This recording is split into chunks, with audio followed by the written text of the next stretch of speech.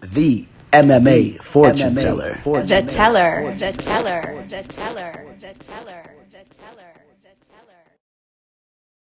What is up, you guys? Dana White's Tuesday Night Contender Series is back. You guys know what that means, man. More fights coming at you guys. And yeah, this is the 2020 Week 1 episode of Dana White's Tuesday Night Contender Series. And unfortunately, we're only going to be breaking down 4 fights because one fight has been scrapped.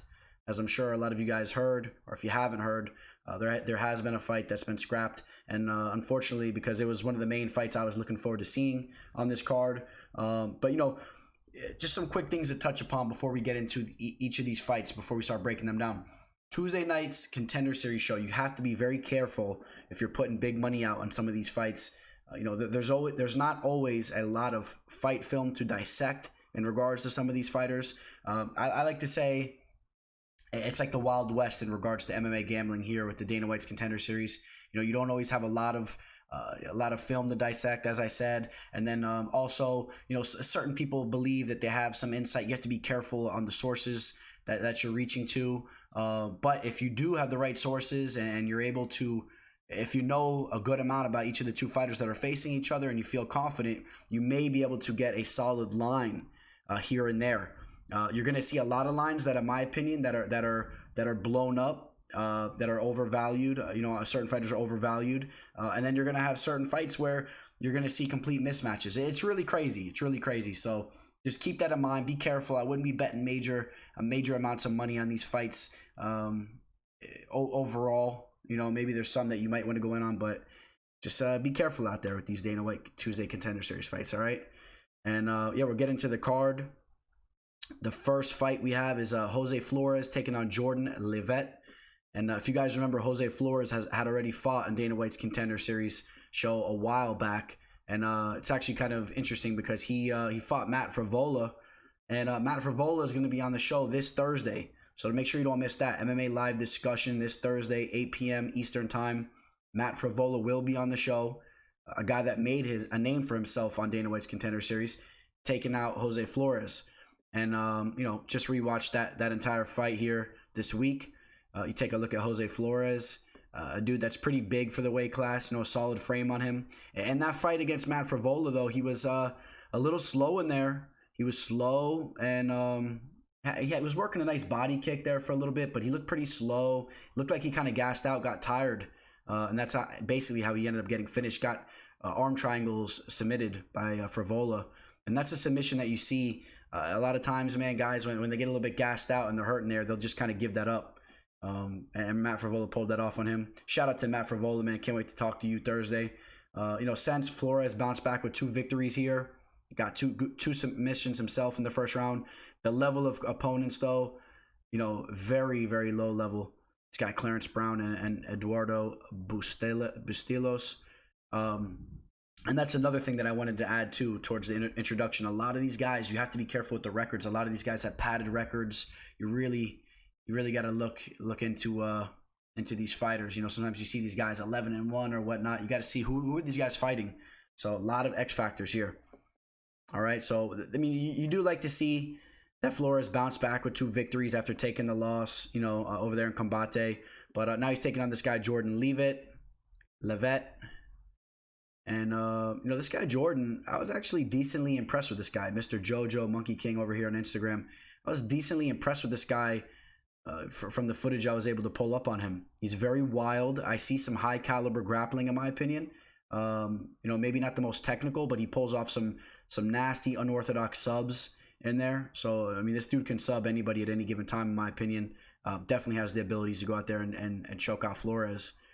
I think that he's choked out some guys that were comparable to Flores from what I've seen. So I see him over here at Syndicate MMA, a legit camp. And yeah, if you take a look at Jordan, I mean, he's not the most physically imposing type of dude, but I really think he's one of those unorthodox, wild type of fighters that can be dangerous. I'm going to lean with Jordan to take this fight. You know, from the fight footage I was able to pull up, the couple fights I saw from him, I liked what I've seen from him at times. I mean, don't get me wrong. You know, there's certain fighters that would really hurt him, I think, and would really take advantage of his wildness and how untechnical he is. But you know, I'm not sure if I feel that Luke Flores is the guy to do that. He may be. If Luke Flores can be disciplined in there, work the body, and keep a high work rate up and be able to stuff the takedowns, Flores needs to be able to stuff those takedowns and make this a striking affair. He can maybe pull the fight off. But I'm going to go with Jordan Leavitt. Shout out to Frivola. Thursday. All right. Bouncing right over to the next fight. We got Luis Rodríguez taking on Jerome Rivera. Fights taking place in the flyweight division. This guy Rivera, he's going to be coming in 4 inches taller, and I think he's going to have a significant reach advantage as well. Wasn't able to pull up a reach advantage or a reach for Luis Rodríguez. I'll tell you what. You take a look at the line on this fight. Luis Rodríguez is right around a plus 225. I was pretty surprised by that. From the limited amount of footage I was able to pull up on Luis Rodríguez, this guy is ferocious. He's 11-1, and we did talk about padded records. The record's definitely padded, but he looks good on film. Throws nasty leg kicks. He likes to use the kicks a lot. I'm assuming he's played some soccer. They love their football, their soccer over in Mexico. He's good with the leg kicks, and he's actually very aggressive with the boxing too, man. The hands.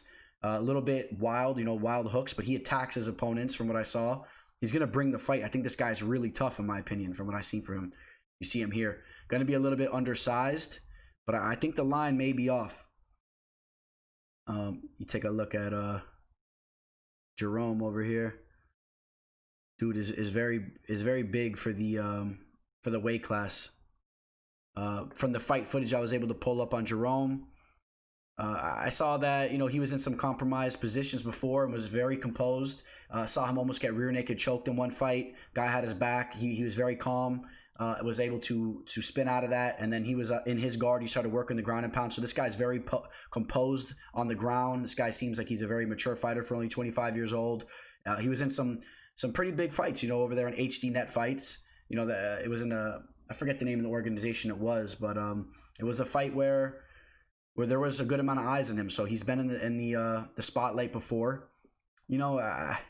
I feel like Jerome Rivera probably most likely wins this fight. I think he has some things going for him, but I wouldn't be surprised in the least bit if Luis Rodríguez takes this fight. I'm telling you guys, probably more value on the dog here. That's really what I'm seeing, more value on the dog. I would not be comfortable taking a heavy favorite like Jerome Rivera here from what I was able to pull up. So, that's how I feel about the fight.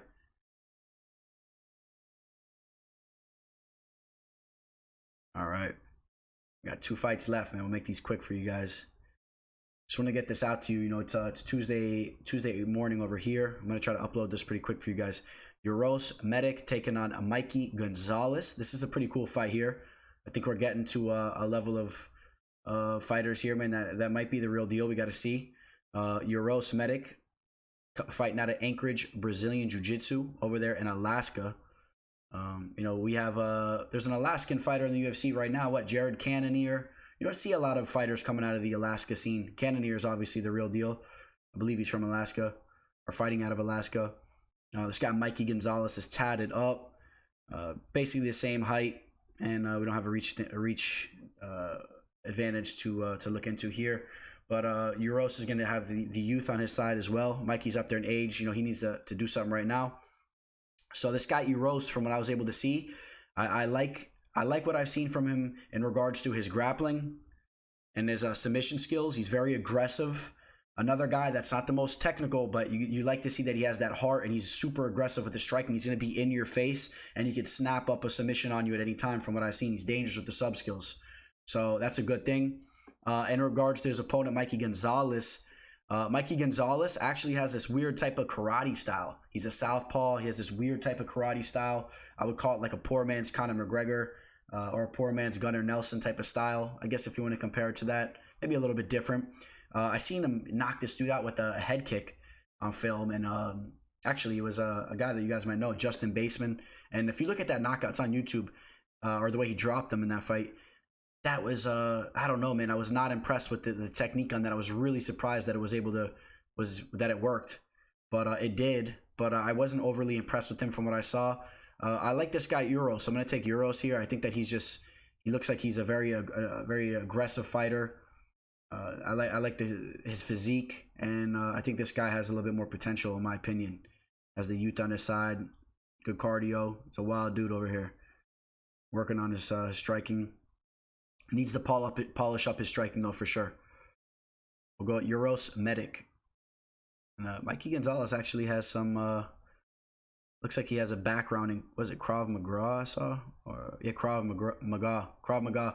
So you don't want to probably mess with this guy in the street. He'll rip your eyeballs out or something. But, which, don't underestimate that, There's a lot of moves that aren't able to be used in the octagon that are pretty dangerous in a street fight. Mikey Gonzalez, I'm sure, knows all of them. But yeah, Uros Medic, I'll take him to win this fight, and I'm interested to see where his career will go. The Serbian fighter, a lot of tough guys out of Serbia, man. Some good genetics over there. All right.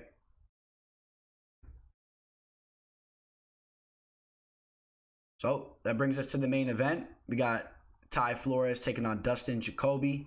Another heavy favorite here in Dustin Jacoby, a guy that's already fought in the UFC. Excuse me, you know what? Before we touch up on this main event, I just wanted to talk about these two guys real quick. This guy, this was the fight that was canceled, right? Kenneth Cross.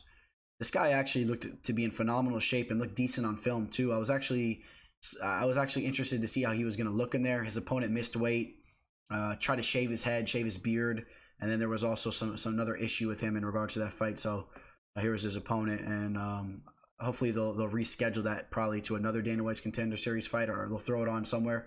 But I want to see what this guy Kenneth is all about. So keep an eye on this guy. All right, now back to the main event. Dustin Jacoby, I'm sure a guy that a lot of you guys are familiar with, a guy that's fought in the octagon back in the day. A guy that has a good kickboxing background. He's been having a lot of kickboxing fights as well as of recently, and a dangerous guy in the feet. His opponent Tai Flores, not impressed with him really from what I've seen. To be honest, his physique is not impressive. From what I've seen from him on film, is not impressive. He looks very slow in there. Looks like he has bad cardio. He's sloppy. He looks like a type of fighter. He's tough. He's going to try to get you down to the mat, and I think that's his only way to really win this fight. I think he's going to try to survive in there, maybe wear on Dustin Jacoby and try to, trip him down. I seen some of his fights. He was able to absorb some punishment and then just able to push forward, try to get a trip takedown, get on top, try to work some sloppy ground and pound. And I think that's really his only way to win this fight, is if he can get Dustin tired somehow. Or, it's the fight game. Maybe he catches him with something crazy, but I do not see something like that happening. Take a look at Dustin. This is him back in the day, taking on Chris Camozzi. I remember this fight way back in the day. Chris Camozzi, it's kind of funny. These are similar type of fighters too. Camozzi left the UFC and started working on his kickboxing career as well. And actually was pretty successful. Had a big victory over in one of the major kickboxing organizations. But Dustin Jacoby, this is a big fight for him. He gets this victory and maybe gets a nice contract and has another stint in the UFC. Maybe he could put something together here. You take a look at how these guys stack up. Dustin Jacoby, 32 years old. Now is the time. Tai Flores, 26 years old. But I don't know if the time will ever be there for him. Fighting at an Elevation Fight Team, those guys are known for their cardio, and they've really been putting it together as of recently. I still just don't see it on tape. I could be completely wrong, man. The Dana White's Contender Series show is very unpredictable and crazy at times, but I just didn't like what I saw. So I'm on Dustin Jacoby here all day. And, yeah, man. It's a solid fight there in the main event, I guess, for Dana White's Contender Series. I'm excited for it. And, yeah, Dustin Jacoby is the pick. And, yeah, that sums up the show. If anybody is interested in signing up for a sports book, Bovada, if you don't already have an account with Bovada, Bovada.lv, you guys can go check it out. If you guys sign up through my referral link, reach out to me, MMAfortuneteller@gmail.com, or send me a DM on Instagram, MMAfortuneteller_. If you guys sign up through my referral link to Bovada, if you're eligible, there's a couple states that they don't really work with in the U.S. and certain parts of the country, of the world, that they don't really work with. They're kind of, I would say about like 70% of the places you're able to work with Bovada, so it's just kind of a roll of dice. You could check that out by going to bovada.lv, BOVADA.lv, and if you check them out, it'll tell you right there, if you're not allowed to use it in your area, or if you can, you'll be able to log right in. You could check the website out. Reach out to me for the referral link if you sign up through that, and you deposit at least $50 or more, I'll give you guys some free picks, and I'll help you out with the site. I'll give you guys all types of information. I'll be all ears for you, and just putting that out to you guys. And yeah, that sums up the breakdown for this Dana White's Contender Series show that's taking place tonight. Hope you guys enjoy the fights. If you guys are watching, man, if you guys want someone to talk to, I probably won't do a live show, but shoot me a DM. You guys can message me, and I'll be watching the fights, man. I'll be on the couch watching the fights. Maybe down the line, I will be doing a live fight companion for the show. Not tonight, though. If you guys are interested in me doing that, let me know. I got the Florida Panthers on right now, man, in the playoffs over here. It's 2-1. 2-1 here, and it's cool to see that the NHL has a game going on the Tuesday. Game started at 12 p.m., so I'll be watching the end of this here, and I'll be getting ready for the fights later. And that's about it. Been cashing some big money on some baseball games as well. And all right, guys, that's gonna wrap up the show. Any questions or comments? Comment below. Please like this video, subscribe. I appreciate you guys, man. Enjoy the fights.